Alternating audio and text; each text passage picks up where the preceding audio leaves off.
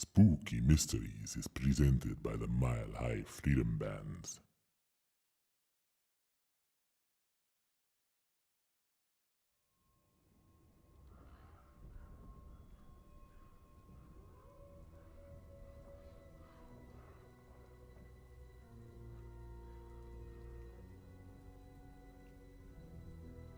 Good evening. You've arrived on a rather special night. It's one of MHFB's affairs. The 10th affair, as a matter of fact. 10 years of spooktacular. Aren't you lucky? We certainly have quite the night planned for you this evening. What you are about to see is a result of months of planning, preparation, and an exceptional effort by a production crew learning on the fly. Before we get this thing started, I need to take a moment and say a few things. First, to our board of directors. Like everyone, we are navigating an entirely new world, one that hits the performing arts especially hard. I'm proud to say that MHFB has weathered the storm thus far. Our board has made decisions that protect the health and safety of our members first and foremost, and we are in a solid position to come out of this on the other side. The leadership of our board will help continue to ensure that that is the case. Second, to our members.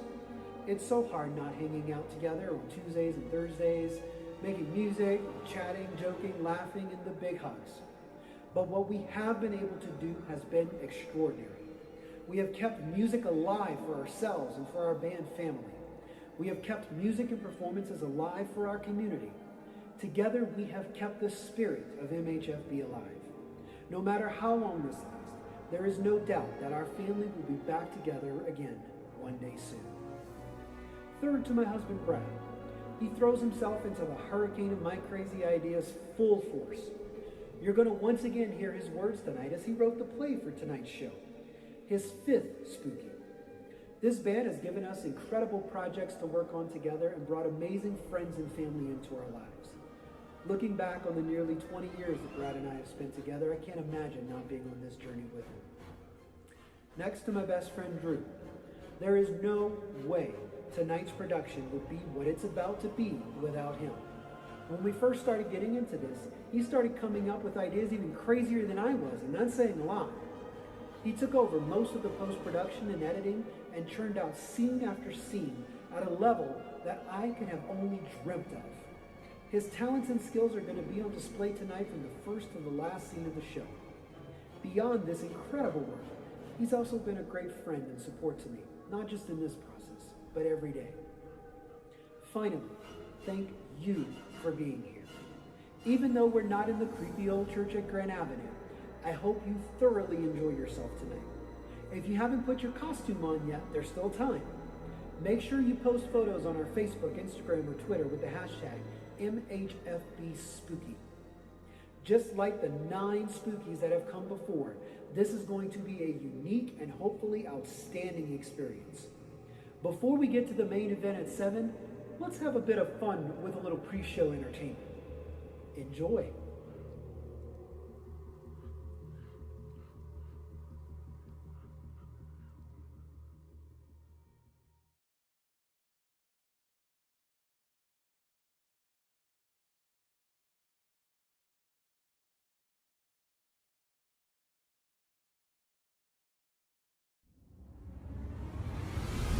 Coming this October on Spooky Mysteries, the story of an alien enthusiast visited by UFOs her entire life.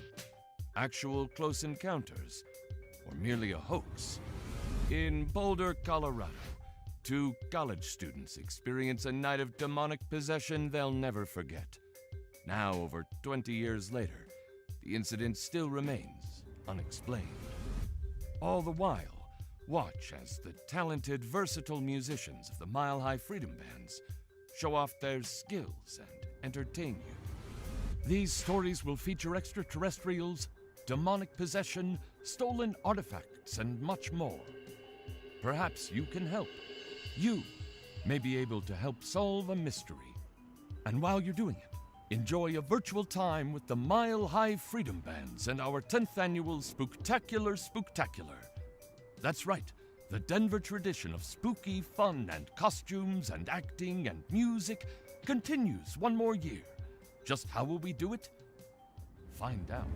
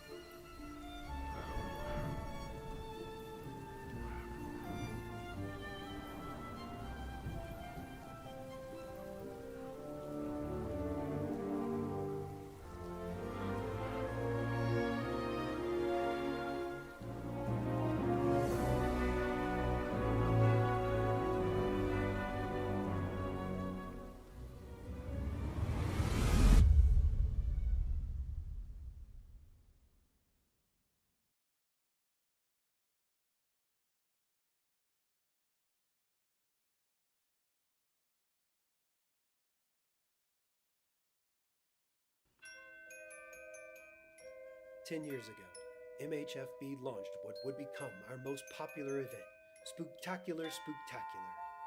This year, we're taking the tradition into your living room. Tune in on October 24th for Spooky Mysteries, a monumental movie event that you won't want to miss.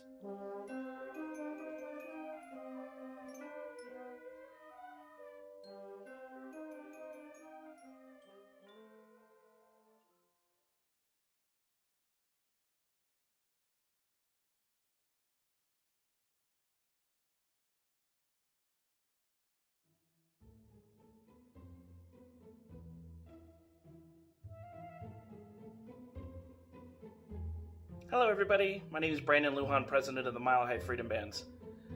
I'd like to welcome each one of you guys tonight to our first virtual performance for Spooktacular, Spooky 10. Hi, my name's Leah Phillips, and I'm the current vice president of the Mile High Freedom Bands. Welcome to our 10th anniversary show of Spooktacular. Hi, my name is Heather. I'm a vocalist with the Mile High Freedom Bands. I've been involved with Spooky in some fashion or other for the past 10 years.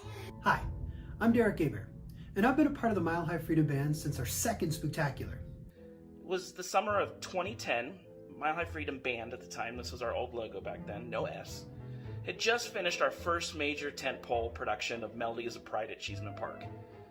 The band was growing exponentially at the time, where we were gaining members on a regular basis, and we needed to hire an artistic director. And so we did. We found Rice Majors. Hello, my name is Rice Majors, and I had the pleasure of conducting the Mile High Freedom Band from 2010 to 2013. The board was looking to do another tentpole at the beginning of the season to kind of anchor our season. And at a first board meeting of that next year, we told Rice we were looking for a tentpole. We started brainstorming some ideas. We really wanted to make a huge production of Halloween. It's huge for our culture and our community. So, Rice took that information, went home, crunched the numbers, wrote some stories, thought some music, came back to the board meeting in October, gave us his idea. He laid out 10 different years of Spooky for us. We were impressed. When I began conducting the band, I was tasked with developing a signature Halloween event, and the idea for Spooktacular was born. Our vision was to create a family-oriented Halloween event produced by the Mile High Freedom Band. Each year's performance would be focused on a Halloween theme and would feature guest artists, repertoire, and costumes fitting that theme. It ended up being so successful, it is our signature event now. The first year was a very different Spooky than the Spooky we know now. More of a concert with dancing, some vocalists. I was a volunteer that year and really enjoyed the show. The second year started to move towards more of a storyline. I played the violin that year, mostly the flute and the clarinet parts, I think. And then I've been a singer and an actor with Spooky ever since. When I first joined the band, it was during the short summer rehearsals for Melodies of Pride. So when the fall came and it was time for Spooky, I was having my first experience as a full member of the band and the organization. To say that I was a little overwhelmed was an understatement. I mean, how do you even describe what Spooky is? The closest I've been able to come is a play with a band concert, with a musical, with a Halloween bazaar, with trick-or-treating, with costumes. The audience would be encouraged to wear costumes, and there would be opportunities for the audience to participate in the performance. We wanted to create a safe indoor event, both celebrating the secular traditions of Halloween and giving families, and especially LGBT families, a trusted environment in which to celebrate this fun holiday. We have afternoon shows for the kids, evening shows for the adults. We all dress up in costumes. We have actors. We also had great marketing. We created these shirts, Hey Boo, and other shirts beyond that. So we've had a great 10 years doing this. When I became artistic director in the spring of 2014, Spooky was both my blessing and a curse. I absolutely loved the idea, but I was terrified of really messing it up. That only got worse when we were a couple of months before the show and we still didn't even have a performance space. Fortunately, it all worked out and Spooky 4 went off without a hitch. Spooktacular holds a special place in most of our hearts. We each have our favorite memories. I think the favorite time I ever had with costumes was my friend Anne dressed up as Wonder Woman on roller skates. And so it was really fun. My favorite memory comes from 2016. It was Spooky 6, Spooky in Space. That year we played a variety of space-themed music, and the storyline that year happened to be speed dating, which kind of fit perfectly for what I had in store and planned. I had talked to Derek about taking some time during the show, and he let me have it, which I thought was really awesome. But that was the year that I actually proposed to my husband, Zephaniah Morrow. I was so nervous. I remember I couldn't play the song right before it was about to happen, and my throat just dried up on me. Fortunately, I had a bottle of water right next to me, and I drank that thing so fast. And then it was my turn. I had to get up, and I had to speak in front of everybody, and most of you guys know I don't like speaking. I don't like doing this. But I got in front of everybody. With the help of Shannon, he took me over to Zeph's side of the band because I was on the other. And he helped me guide me through, and I got down on one knee and popped the question. And we are now happily married. It's been 2+ years that we've been married, together over 5 years. So Spooky definitely does have a very, very happy memory for me. I hope you each have one of yours too. And the fun thing about Spooky is that it adapts and changes. We try something new. If we like it, if the audience likes it, we do it again. And if not, we don't. Each year since, it's molded itself to suit the band, the cast, and even the organization as a whole. We've tried some things that worked and some things that maybe didn't work so well. But along the way, we've been laser focused on providing not just a concert or a performance, but an entire experience for anyone coming to watch. A central theme of that remains our family-friendly matinee performance. Having this piece is as integral as any other part of Spooktacular, and I'm proud that we can offer our community a great event for the entire family. Spooky has grown to be MHFB's biggest and most popular event. Starting with Spooky 7, we started seeing sell-out shows. Over the last several months, our production team and artistic staff have been working extremely hard to make Spooky even better than being in person. Tonight, I hope you guys will all agree after watching all the hard work and time that went into putting this together. And we thank our audiences, our band members, our artistic director currently, Derek A. Bear, all the video editing that has happened with him, with all the conducting he's done for all of us, and the editing that Drew LeBon has done. Thanks to Brad as well for all the script writing.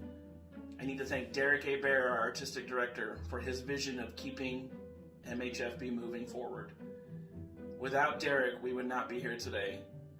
I'd also like to thank Brad Gisclair, his husband, who is our production stage manager, who wrote the story. He did all that what you're about to see. It's just truly amazing.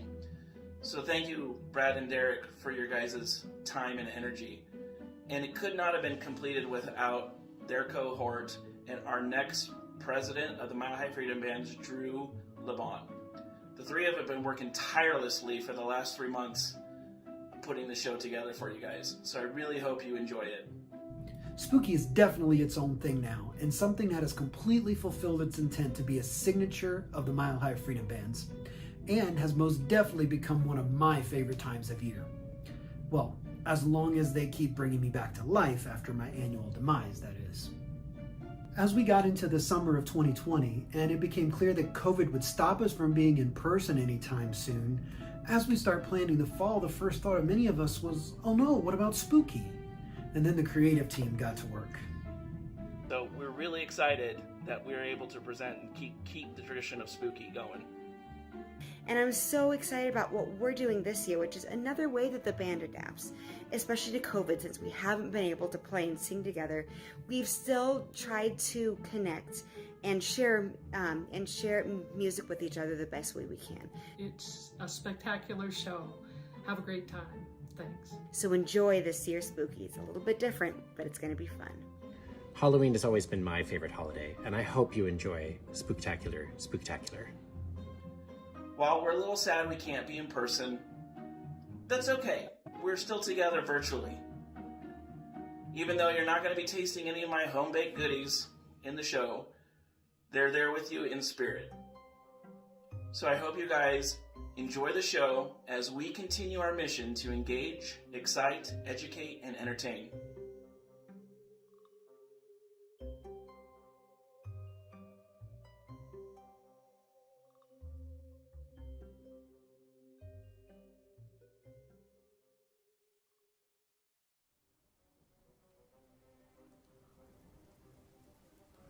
We hope you enjoyed the Spooky 10 pre-show. This year's Spooky is completely free, but we hope if you're having a good time, you'll consider making a donation to support the bands. Just go to mhfb.org/donate anytime. But now, finally, it's time. The Mile High Freedom Bands are proud to present Spooktacular 10 Spooky Mysteries.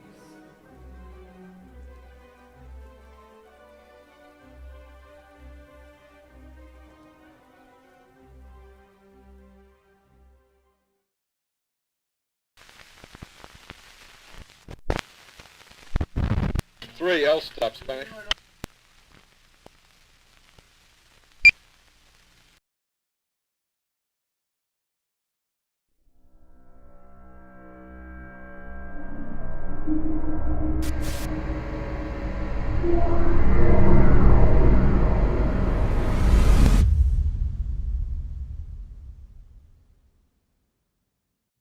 This program is about spooky mysteries. Whenever possible, the actual band members and victims have participated in recreating the events. When specified, their names have been changed to protect identities. What you are about to see is not an official news broadcast.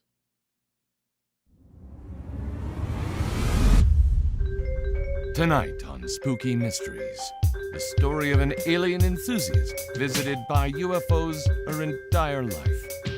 Actual close encounters, or merely a hoax. In Boulder, Colorado, two college students experience a night of demonic possession they'll never forget. Now, over 20 years later, the incident still remains unexplained. We'll also examine a case of vandalism and sabotage that caused the dreams of budding entertainer Vanessa Collins to go up in smoke. Perhaps you can help catch the culprit. Tonight's mysteries feature extraterrestrials, demonic possession, stolen artifacts, and so much more. Join us. Perhaps you can help solve a mystery.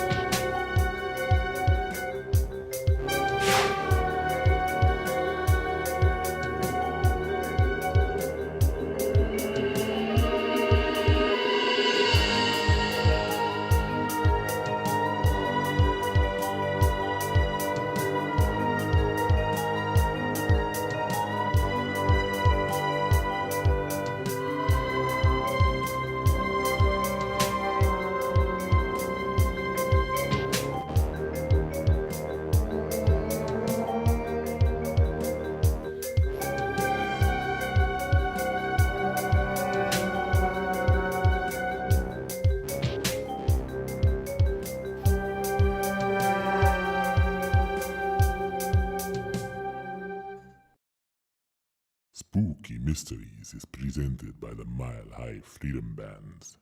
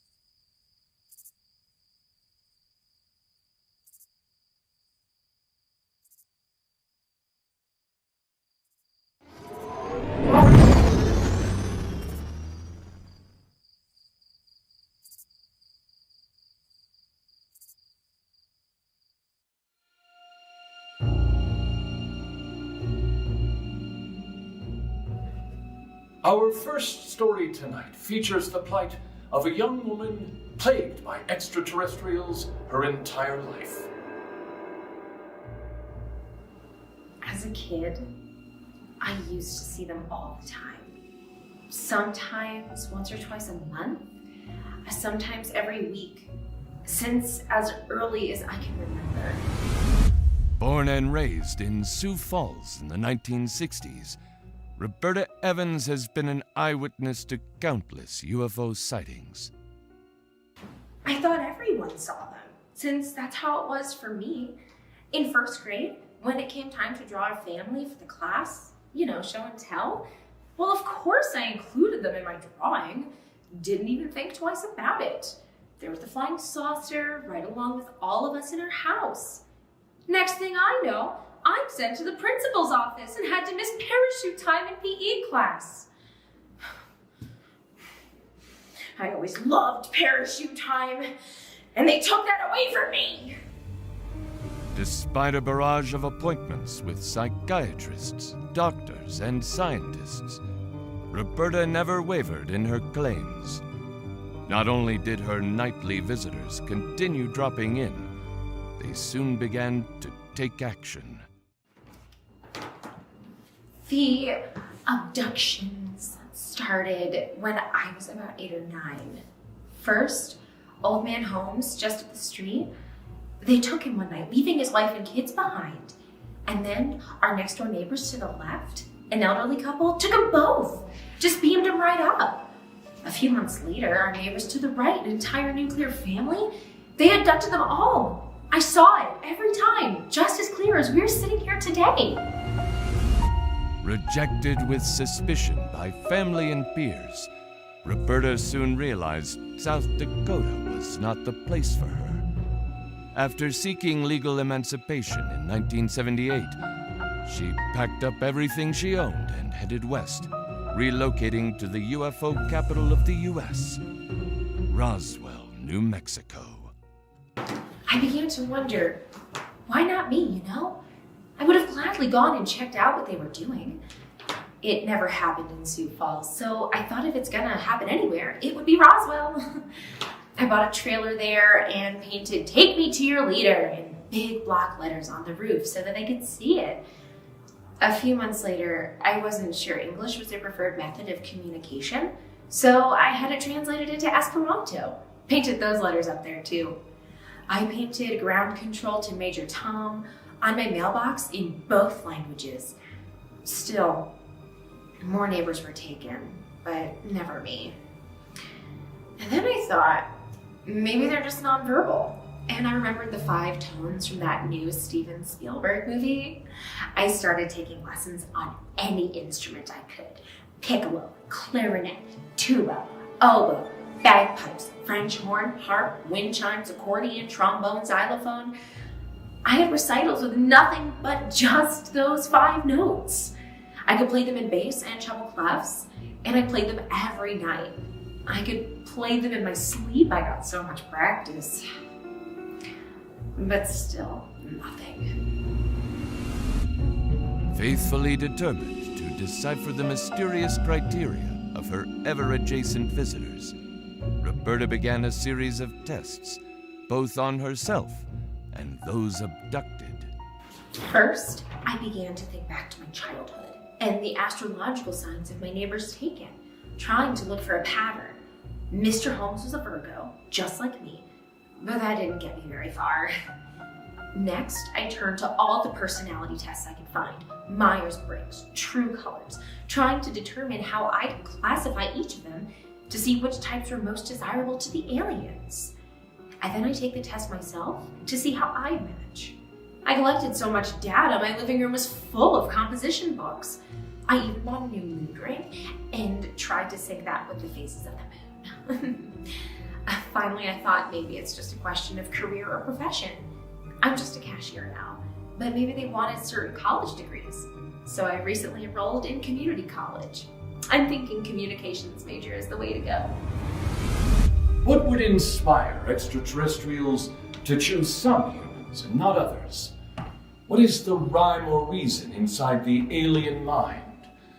Can the humanoid selection of the otherworldly eye of the beholder ever really be understood?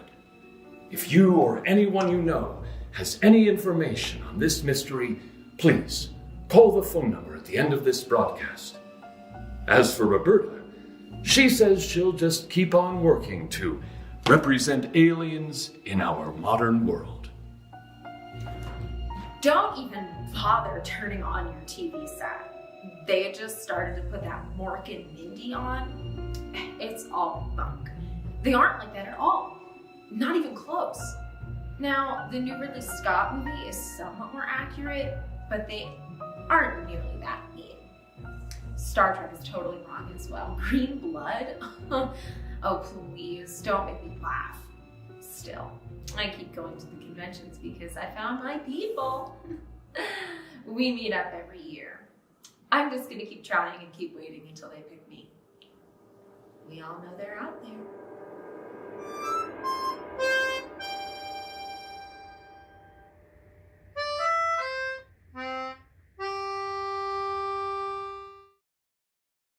Support the bands at mhfb.org/get involved.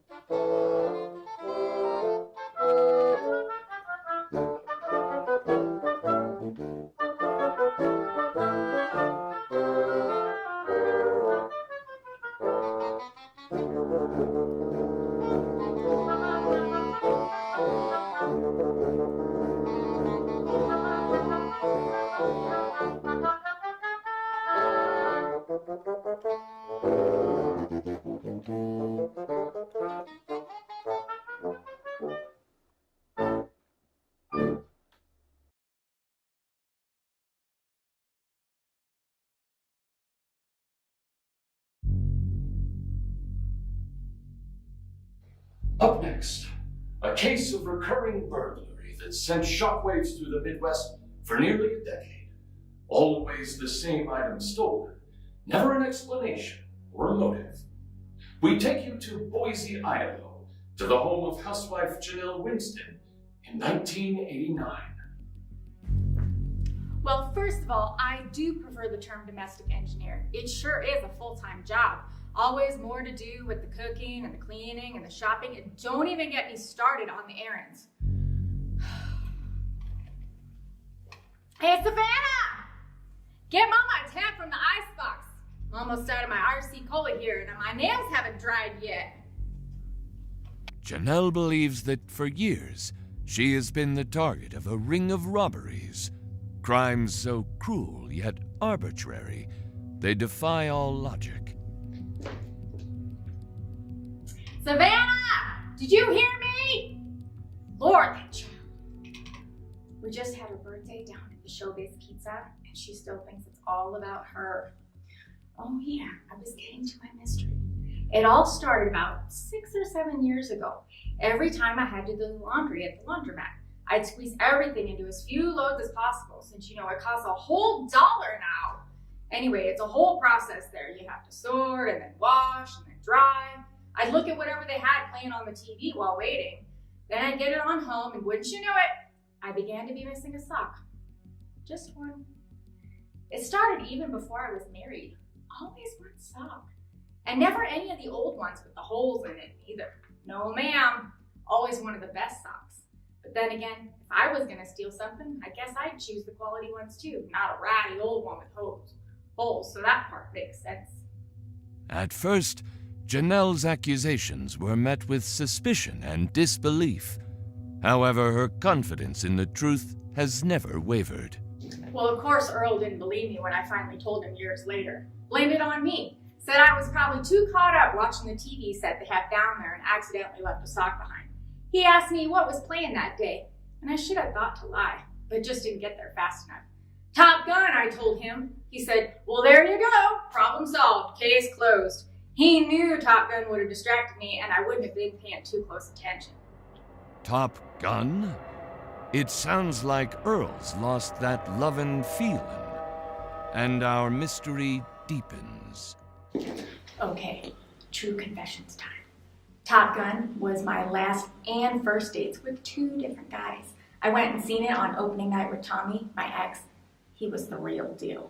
He had a beeper, everything. Sounds like quite a catch. Yeah, but he thought it was perfectly fine to wear jeans to church, and I was just not raised that way, you know. So I broke that off real quick. You gotta have standards. Fast forward to a few weeks later when this new guy, Earl, asked me to see Top Gun with him. I lied and said I had never seen it.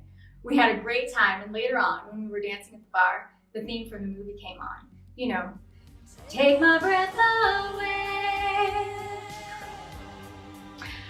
Well, I was just feeling pretty as a peacock.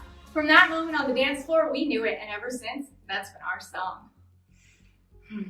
Engaged soon after, then married. Then Earl Jr. came along, and all the other kids, one after another. My point being, over the years, that has multiplied into a whole heaping pile of socks. You know, if I were on The Price is Right, and the only game was guessing the prices of socks, there'd be no contest. You better believe I'd keep that little yodeler safe and sound on his mountain. I'm so used to having to budget for those suckers, because somebody keeps stealing my socks! Can we go to commercial? We'll be right back after this commercial break. Learn more at mhfb.org.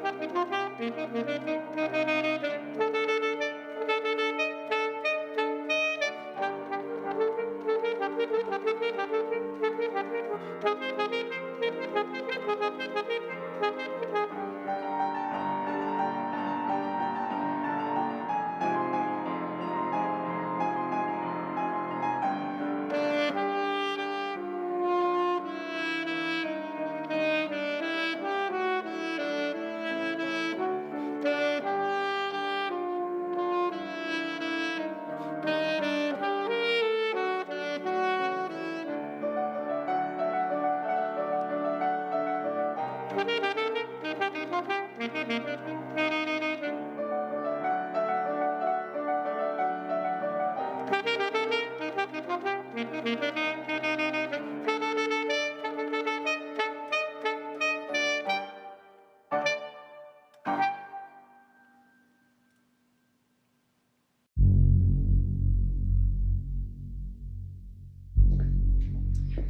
where was I?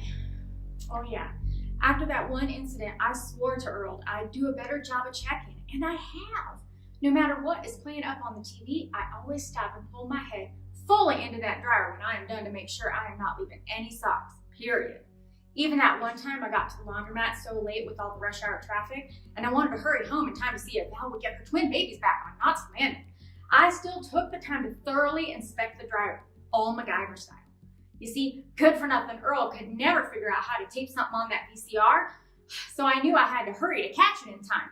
Even then, no socks left in the dryer, but sure enough, whenever I was folding it all at home during the news, there was a sock missing. Still, never fails. Laundry and larceny. Why a sock?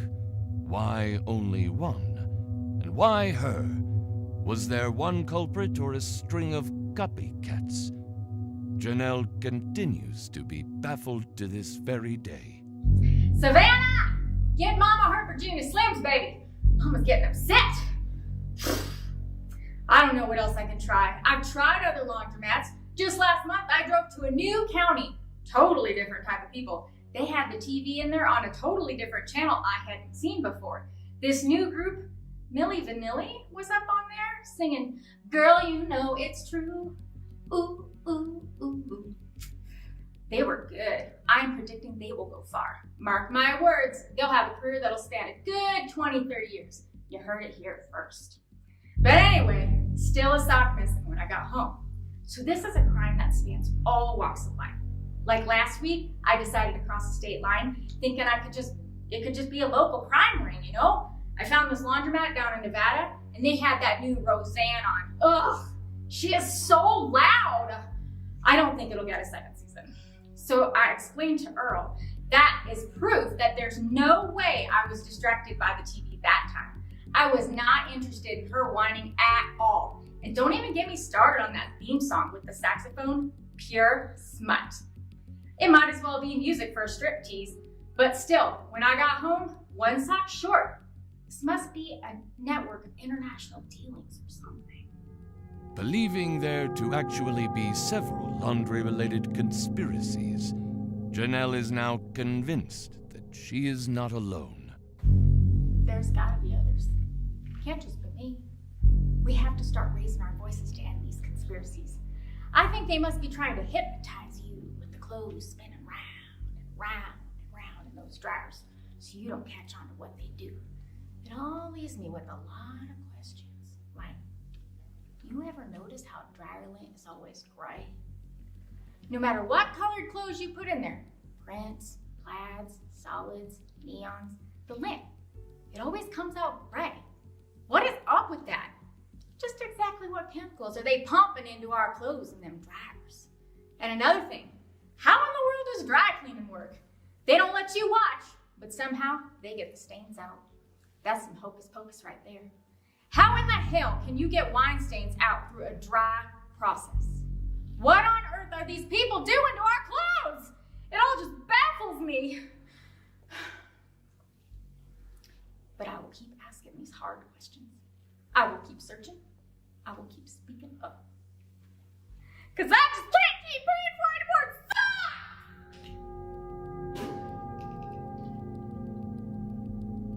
Such a tragic and futile fate. If you have any clues to help out Janelle or others like her in domestically engineered woes, please call the number at the end of this broadcast.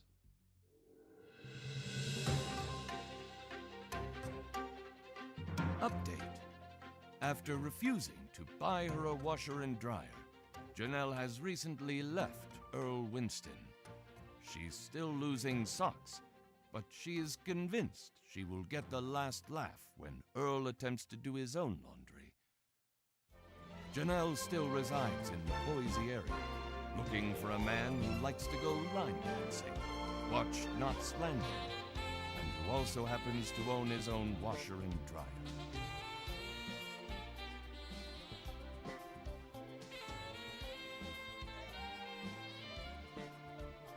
After the break, a case of demonic possession.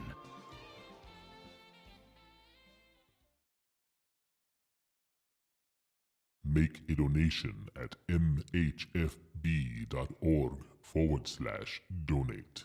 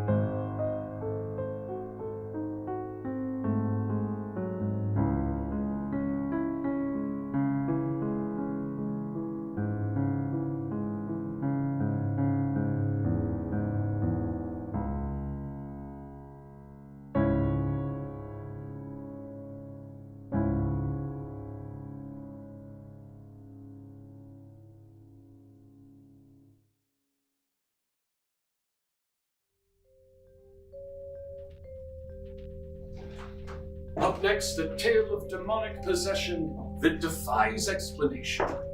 Clayton Townsley is a pop culture collector who grew up in Topeka, Kansas.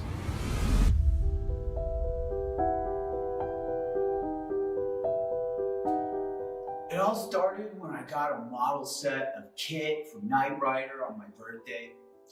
Then I branched out into Star Wars, Masters of the Universe action figures, and Transformers. I just had to have them all. Creepy crawlies, Teddy Ruxpin, Cabbage Patch Dolls, G.I. Joe, Smurfs, My Buddy, Happy Meal toys, Garbage Pail Kids.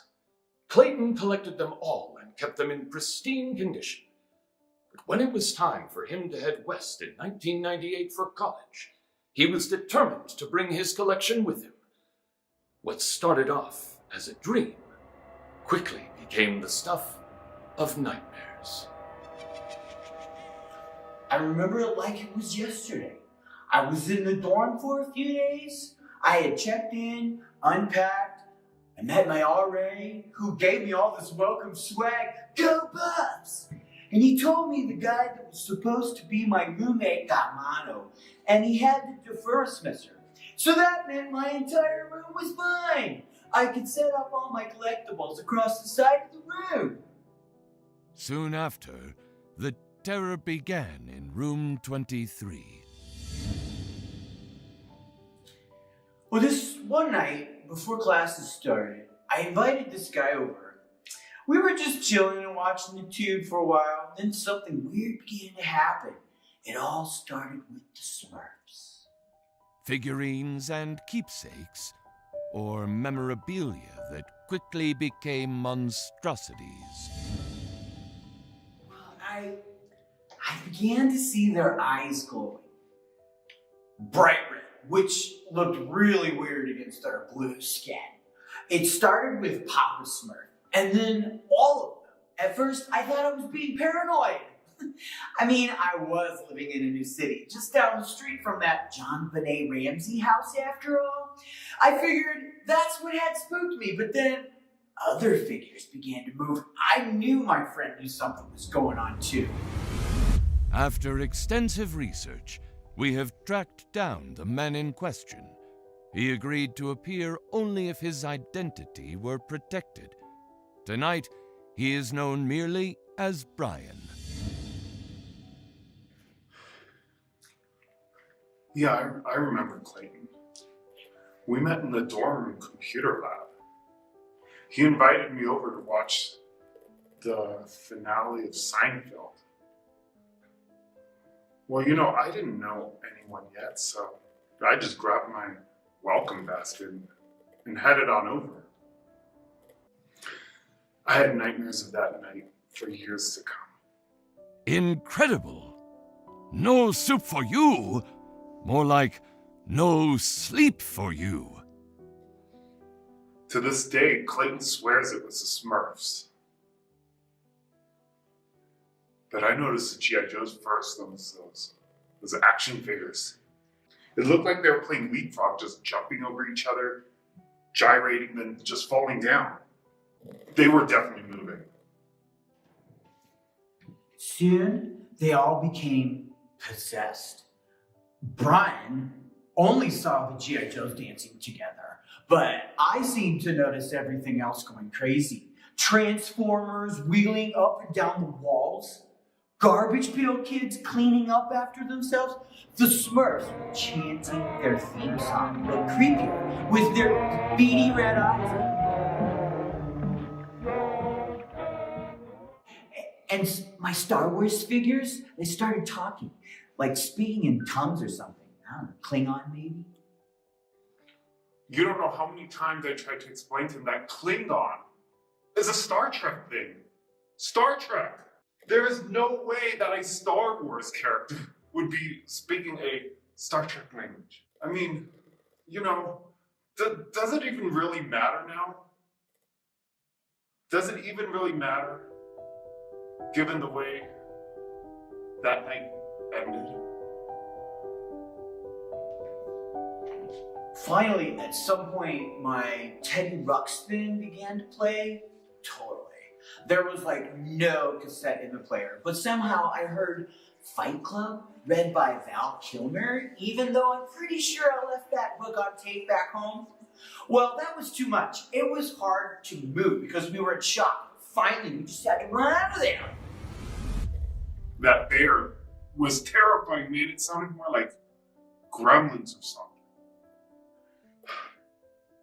I don't know where we ended up. We both just started running and running. I just don't know where. We just kept going. We didn't stop at the dining hall or anything. No dinner. Good thing we loaded up on those delicious brownies that R.A. put in our welcome baskets while we were watching Friends. I can't recount for anything until the next morning. After the events of the evening, Clayton moved to a different dorm, and his RA was mysteriously fired before classes even began. Unable to cope with the sheer horror of the night, the man known as Brian dropped out of college altogether. Clayton had exorcisms performed on his collection by priests, rabbis, and shamans. And while he never returned to room 23 again, his collection remains largely quiet. This incident was enough to ruin a budding relationship, inspire insomnia in a youth, and destroy futures. And the incident remains largely unexplained. Before he left, Brian apparently told everyone on campus that I wore socks with sandals, and no one wanted to meet up with me again. Totally. It was totally embarrassing. If you can help me solve this mystery, please call in. To this day, I still cannot watch Seinfeld or Fight Club, for that matter, but at least I still have my figurines.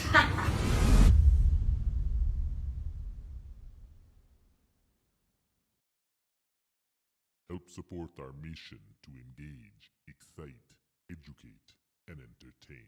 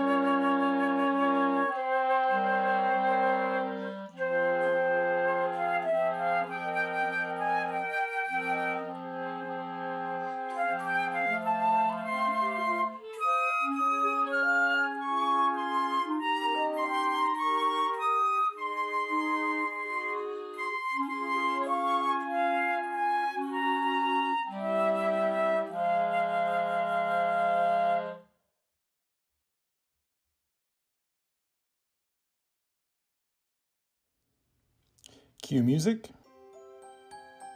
Spooky Mysteries crew set. Okay, Stack, we're live in 3, 2, 1. Hocus Pocus, sleight of hand, smoke and mirrors, razzle dazzle. Americans have been fascinated by stage magic and illusionists for decades. In the Spooky Mysteries First, we bring you a live broadcast from outside Pasadena, California, where Bobby Lynn Logan has a magical mystery all her own. Hi, I'm Bobby Lynn, and I was a fan of Hocus Pocus right from the start. I even bought a copy of the VHS as soon as it came out. I wore that one out, and then I had to buy another copy and another until DVDs came out. Well, I have a black cat named Thackeray Binks, just like in the movie. I dress up as Winifred every year for Halloween, and my go-to karaoke song is I'll Put a Spell on You that Bette Midler sings. You know, when all the adults are in the gymnasium dancing. Yeah, I say it's a fry, come on baby, up and die. Well, the best experience of my life was when I got to go to a Hocus Pocus convention in Salem. They had so much stuff, but they had the original vacuum cleaner that Kathy Najimy wrote on in the movie. I just had to have that. I got into this bidding war with some man, but after I maxed out 3 credit cards, that baby was mine. I luckily remembered to bring a Sharpie, so I got all of the actors to autograph it for me. Let's see, I got 2 of the 3 witches, Thora Birch, and the actor that plays Max. You know, he was J.R. Jr. on Dallas all those years. Yeah, that was so rad. But those barbarians in the airline, well, they smudged one of the signatures. Luckily, it was just one of the bullies, and all the major actors were still intact. That thing was my pride and joy. Best thing I ever bought in my entire life. Until my numbnut cousin put it out for our garage sale. Can you believe it? Somebody bought that thing for peanuts and toted it off like it was just some regular vacuum cleaner and not the piece of historic memorabilia from Hollywood that it is. I was devastated. I mean, she couldn't even remember who it was. Just some woman who sort of looked like Tanya Harding. Well, there it is. My mystery. Can anybody out there help me get it back, please? Does anybody know a Tanya Harding lookalike from Modesto who was very concerned about the cleanliness of her carpets back in 1994? I got some money saved up, and I definitely can offer a reward of... Wait. No. This is a misunderstanding. We're supposed to be having not something about the Disney film. This is about magic and illusionists. Who booked this guest? Turn in your Rolodex. But the ad said this was about Hocus Pocus. You mean, this isn't a show about the best movie ever made?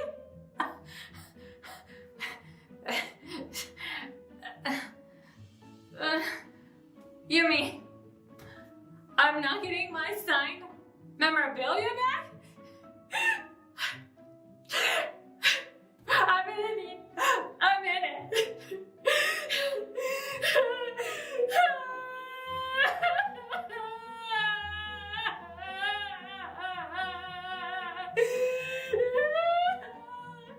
You mean to tell me I am not meeting Bet tonight? The wind beneath my wings? Stack, can you hear us? This lady's losing it. We're gonna pull the live remote. Are you ready back in the studio?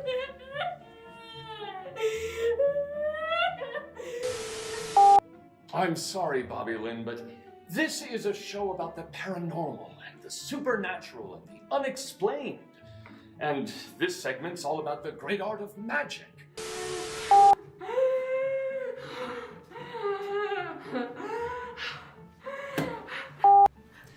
Yeah, she's done. We're gonna wrap this up here. Wait. My hotel bill is still getting validated, right? Back to you in the studio, Zach. Right?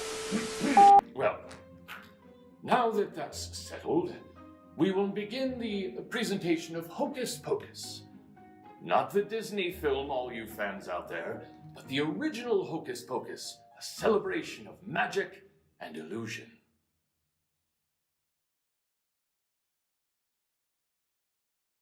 Spooky Mysteries is presented by the Mile High Freedom Bands.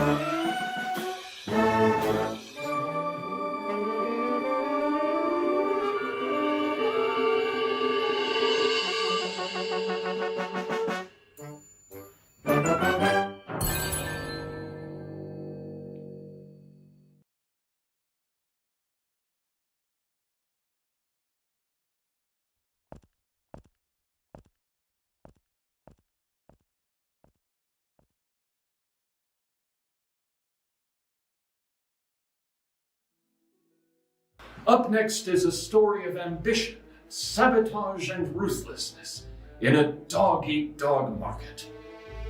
The craze of workout equipment, diet books, and aerobic workouts had taken America by storm. And in 1987, budding entertainer Vanessa Collins tried to take her piece, but would her competitors allow her to take a piece of the pie? Well, I got into gymnastics first when I was just a kid, and then cheerleading through high school, then cute jazzercise. I can sing too. What's that? You want me to sing something? I want to dance with somebody. Ever inventive and determined, Vanessa designed her own exercise program and quickly set off to hit it big. I was singing at the mall. This idea came to me. A new lifestyle to lose weight. Shortly after, I rented a studio in West Hollywood, put out a call for those wanting to shed a few pounds. The goal was to make some VHS tapes, maybe a syndicated weekly program. I got some interviews and we got started. Shake Your Love was born. Combining elements of figure skating, breakdancing, the hokey pokey, the Super Bowl shuffle, tap dancing, jazzercise, tai chi, circus performing, Scandinavian folk dancing, limbo, yoga, ballet, line dancing, and the tarantella. Vanessa quickly patented her workout method as her ticket to fame and fortune. Shake Your Love is not just a workout method. It is so much more. It's a way of life. It's a culture. It's a religion. It's a philosophy. It's identity. How do you do it? Well, you just shake your love. My shakers get it. That's about all I can say about it. Shake your love. Vanessa's devotees, called shakers, quickly multiplied, and soon she had enough to film the tapes. One shaker even had experience in Hollywood blockbusters. Well, thank goodness for that new call forwarding, or I would have missed him. He called my studio, but it routed to my house. He told me he was a big fan and wanted to be in it. I could not believe it. He was one of the fighters in the Karate Kid movies, Well, he was only really ever in the sequel, actually. His footage was cut from the first movie. But still, we were all so stoked. I was like, gag me with a spoon. He was going to be my big star. We planned to put his face on the VHS box cover. We even taped him saying, "Be kind, rewind," which was going to be shown at the very end of the program. It was really taking off. This was going to be my Thigh Master. But Thighmaster it was not to be. Someone was about to give a chop that no Karate Kid star could block. Mr. Stack? Yeah? Wasn't he just in the sequel? Right. That no Karate Kid 2 star could block. So, a big part of Shake Your Love was going to be the weigh-in at the end. We would actually zoom in and show the ending weight. Not like those other VHS tapes, where they just flash the weight loss numbers across the screen and you have to take their word for it. Hell, that would be easy. No, Shake Your Love is all about embracing your truth. So we were going to show it, show the numbers with the actual camera. Well, everything was going fine in rehearsals, but when it came time to film, I can't even believe someone would do it. In an act of sabotage so heinous and abhorrent, someone must have begun tampering with the studio's scales. I should have known it was just too good to be true. I mean, my fans, we shook it. We all knew we lost weight, but the scales simply weren't reflecting that. It made no sense to me. It was unfathomable. But you know, there were so many haters, so many spies. I've narrowed my suspicions down to two camps. Either that fancy Barbarella and 9 to 5 actress, or, I won't say his name, but you know, the sweating VHS tapes guy with the shorty shorts. It just had to be either one of them. They knew Shake Your Love was so much more than their aerobics could ever be. Vanessa tried different scales, and yet the studio continued to be infiltrated. Scale after scale, all must have been mechanically altered by a mysterious mole. Vanessa soon realized that the attacks must be targeted as well. Scales seemed to be tampered with most frequently around holidays. While this would confound most, she immediately understood why. Think about it. Shake Your Love. Tapes would have been amazing holiday gifts. Christmas stocking stuffers, Valentine's Day tokens. So it would make the most sense for our scales to be targeted around those times. Now, I need your help finding out who. We took fingerprints time and time again, but nothing. I had to cancel my upcoming appearances on Donahue and Jenny Jones. Shaker started abandoning me, left and right. We had nothing left. Just who was that mysterious mole? And who was that wolf in Shaker's clothing? And just who were they working for? If you have any information on the whereabouts of the culprit, please call the phone number at the end of this broadcast. In the meantime, Vanessa reports she will just keep doing what she does best. I'm just going to keep shaking it, you know. I will shake my love for all my life and live my truth. For all my shakers out there, keep shaking it. You'll see me around one day, for too long. Shake your love, I just can't shake your love. Shake your love, I just can't shake your love. Shake your love, I just can't shake. Shake your love, I just can't shake your love.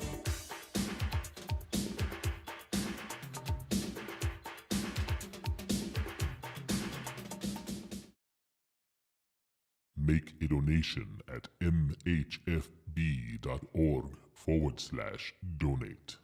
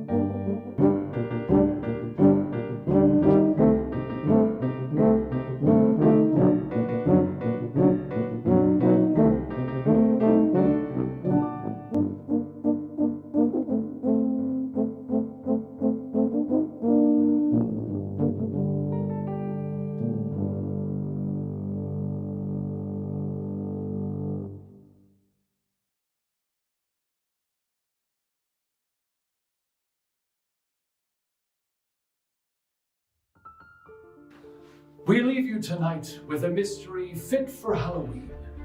In 1845, Edgar Allan Poe wrote The Raven, which quickly established him as a literary genius. But was his titular character all that he was cracked up to be? We bring you an esteemed professor who will break this case wide open. I bring you Dr. Basmati Miners, professor of zoology. Without a doubt, there's no way it could have been a raven.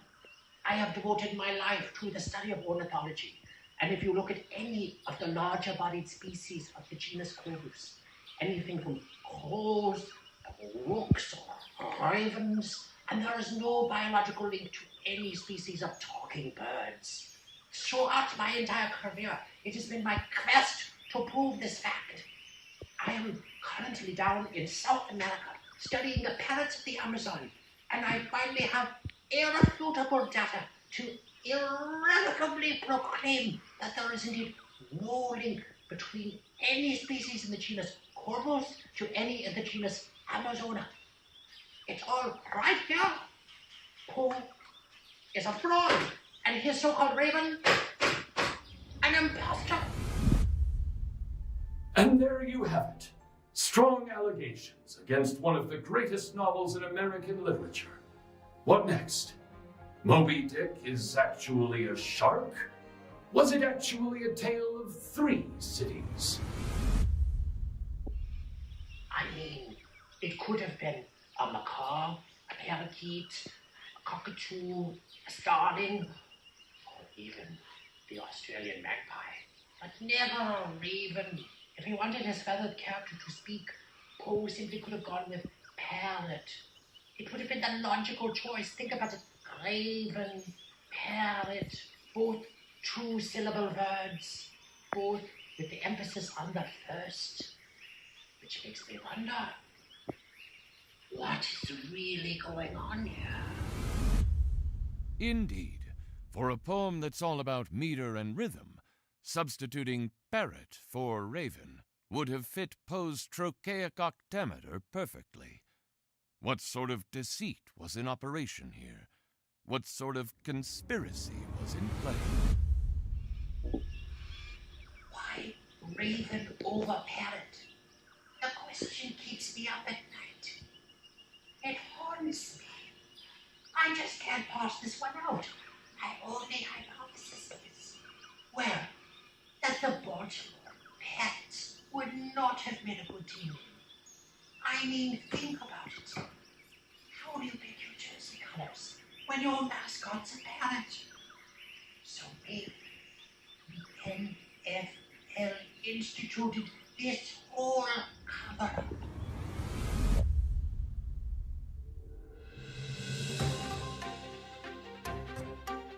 Update. After our initial broadcast, many in the scientific community have come forward alleging that, indeed, ravens can be trained to talk, specifically those in captivity. Dr. Basmati has been unavailable for comment, and we have not been able to reach any of his staff. We'll keep trying, but in the meantime, here is our very own narrator, Reginald Burton, with the dramatic reading of The Raven for you to enjoy. Once, upon a midnight dreary, while I pondered weak and weary over many a quaint and curious volume of forgotten lore, as I nodded, nearly napping, suddenly there came a tapping, as of someone gently rapping at my chamber door. "'Tis some visitor," I muttered, tapping at my chamber door. Only this and nothing more. Distinctly I remember, 'twas in the bleak December, and each separate dying ember wrought its ghost upon the floor. Eagerly I wished the morrow. Vainly I had sought to borrow from my books surcease of sorrow. Sorrow for the lost Lenore, for the rare and radiant maiden whom the angels named Lenore, nameless here forevermore. And the silken, sad, uncertain rustling of each purple curtain thrilled me, filled me with fantastic terrors never felt before, so that now, to still the beating of my heart, I stood repeating, "'Tis some visitor entreating entrance at my chamber door. Some late visitor entreating entrance at my chamber door. This it is, and nothing more." Presently my soul grew stronger, hesitating then no longer. "Sir," said I, "or madam, truly your forgiveness I implore, but the fact is I was napping, and so gently you came rapping, and so faintly you came tapping at my chamber door, that I scarce was sure I heard you." Here I opened wide the door. Darkness there, and nothing more. Deep into that darkness peering, long I stood there wondering, fearing, doubting, dreaming dreams no mortal ever dared to dream before. But the silence was unbroken, and the stillness gave no token, and the only word there spoken was the whispered word, "Lenore?" This I whispered, and an echo murmured back the word, "Lenore." Merely this, and nothing more. Back into the chamber turning, all my soul within me burning, soon again I heard a tapping somewhat louder than before. "Surely," said I, "surely that is something at my window lattice. Let me see then what thereat is, and this mystery explore. Let my heart be still a moment, and this mystery explore. 'Tis the wind, and nothing more. Open here I flung the shutter, when with many a flirt and flutter, in there stepped a stately raven of the saintly days of yore. Not the least obeisance made he, not a minute stopped or stayed he, but with mien of lord or lady perched above my chamber door. Perched upon a bust of Pallas just above my chamber door. Perched and sat, and nothing more. Then this ebony bird beguiling my sad fancy into smiling, by the grave and stern decorum of the countenance it wore. Though thy crest be shorn and shaven, thou, I said, art sure no craven, ghastly grim and ancient raven wandering from the nightly shore. Tell me what thy lordly name is on the night's Plutonian shore. Quoth the raven, Nevermore. Much I marvelled this ungainly fowl to hear discourse so plainly, though its answer little meaning, little relevancy bore. For we cannot help agreeing that no living human being ever yet was blessed with seeing bird above his chamber door. Bird or beast upon the sculpted bust above his chamber door, with such a name as Nevermore. But the raven, sitting lonely on that placid bust, spoke only that one word, as if his soul in that one word he did outpour. Nothing farther than he uttered, not a feather than he fluttered, till I scarcely more than muttered, Other friends have flown before. On the morrow he will leave me, as my hopes have flown before. Then the bird said, Nevermore. Startled at the stillness broken by reply so aptly spoken, doubtless, said I, what it utters is its only stock and store. Caught from some unhappy master, whom a merciful disaster followed fast and followed faster, till his songs one burden bore, till the dirges of his hope that melancholy burden bore, of never, nevermore. But the raven, still beguiling all my fancy into smiling, straight I wheeled a cushioned seat in front of bird and bust and door. Then, upon the velvet sinking, I betook myself to linking, fancy unto fancy thinking, what this ominous bird of yore, what this grim, ungainly, ghastly, gaunt, and ominous bird of yore meant in croaking, Nevermore. This I sat engaged in guessing, but no syllable expressing, to the fowl whose fiery eyes now burned into my bosom's core. This and more I sat divining, with my head at ease reclining, on the cushion's velvet lining that the lamplight gloated o'er, but whose velvet violet lining with the lamplight gloating o'er, she shall press, nevermore. Then methought the air grew denser, perfumed from an unseen censer, swung by seraphim whose footfalls tinkled on the tufted floor. Wretch, I cried, thy God hath lent thee, by these angels he hath sent thee, respite, respite and nepenthe from thy memories of Lenore. Quaff, oh quaff this kind nepenthe, and forget this lost Lenore. Quoth the raven, Nevermore. Prophet, said I, thing of evil, prophet still, if bird or devil, whether tempter sent thee, or whether tempest tossed thee here ashore. Desolate, yet all undaunted, on this desert land enchanted, on this home by horror haunted, tell me truly, I implore. Is there balm in Gilead? Tell me, I implore. Quoth the raven, Nevermore. Prophet, said I, thing of evil, prophet still, if bird or devil, by that heaven that bends above us, by that God we both adore. Tell this soul with sorrow laden, if within the distant Aidenn it shall clasp a sainted maiden whom the angels name Lenore, clasp a rare and radiant maiden whom the angels name Lenore. Quoth the raven, Nevermore. Be that word our sign of parting, bird or fiend, I shrieked upstarting, get thee back into the tempest and the night's Plutonian shore. Leave no black plume as a token of that lie thy soul hath spoken. Leave my loneliness unbroken, quit the bust above my door. Take thy beak from out my heart, and take thy form from off my door. Quoth the raven, Nevermore.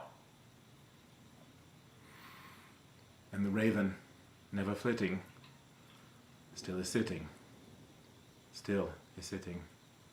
on the pallid bust of Pallas just above my chamber door. And his eyes have all the seeming of a demon's that is dreaming, and the lamplight o'er him streaming throws his shadow on the floor. And my soul, from out that shadow that lies floating on the floor, shall be lifted nevermore. Happy Halloween, everyone. I hope that dramatic reading doesn't make you too scared of things that go bump in the night, or ghouls, or goblins, or Phantoms?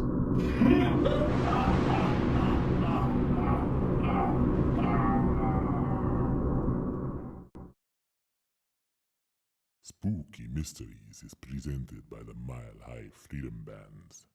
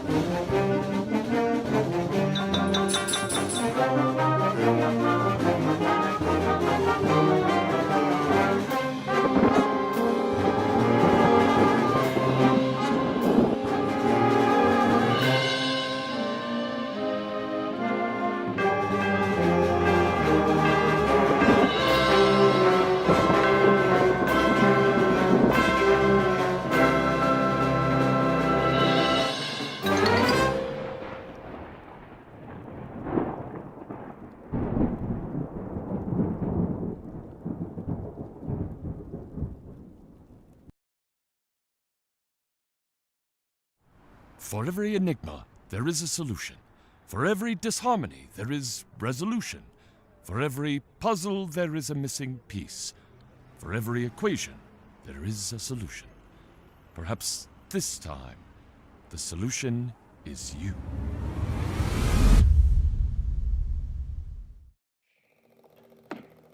Hi, I'm Derek Gabriel, Artistic Director of the Mile High Freedom Bands. We hope you've enjoyed tonight's broadcast of the 10th Annual Spooktacular Spooky Mysteries. It's a world going crazy, isn't it?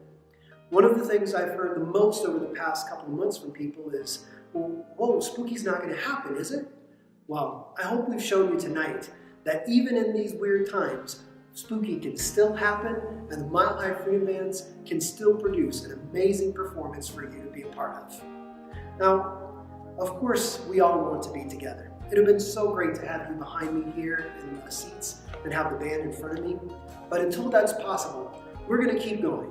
We're going to keep doing whatever we can to keep bringing music to our community, to keep bringing our members together, keep bringing our friends and audience members together, and keep alive the mission of the Mile High Freedom Bands, which is to support the LGBTQ+ community and our allies through our musical events and performances.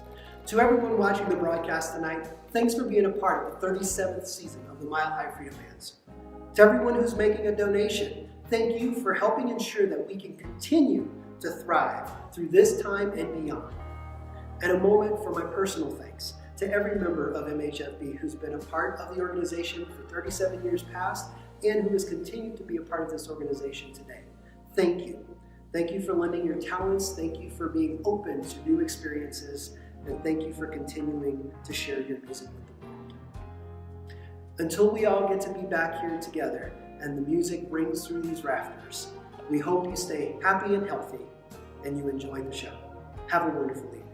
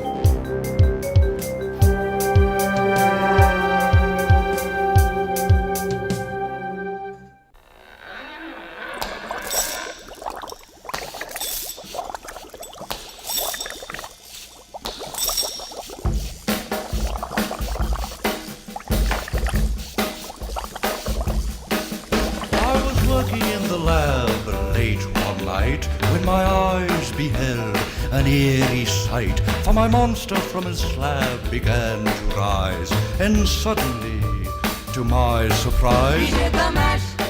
He did the monster mash. The monster mash. It was a graveyard smash. He did the mash. It caught on in a flash. He did the mash.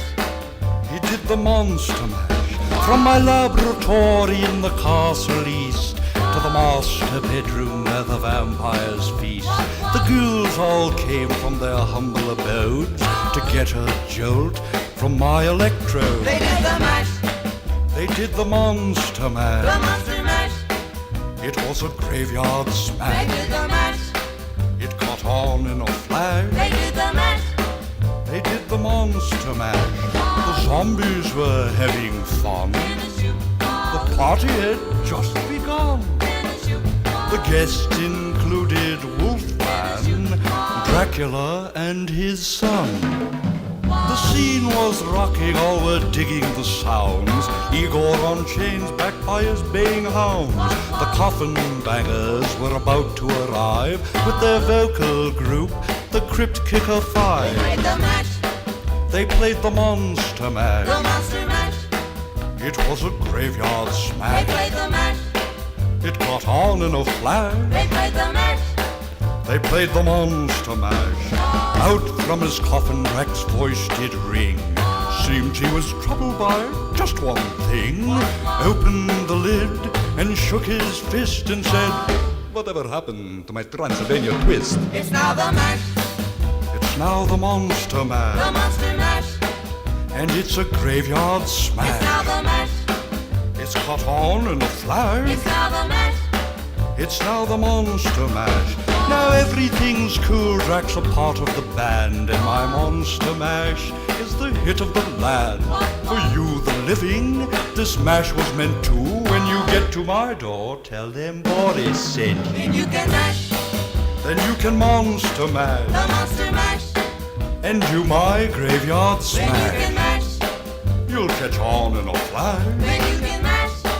Then you can Monster Mash. Mash. Easy boy, you impetuous young boy. Mash good. Monster Mash. Monster Mash. Monster Mash.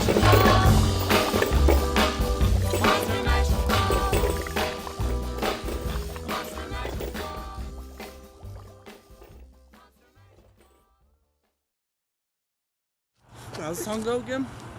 Bakadam, bakadam, bakadakadakada. You can see your spit roll out. So gross.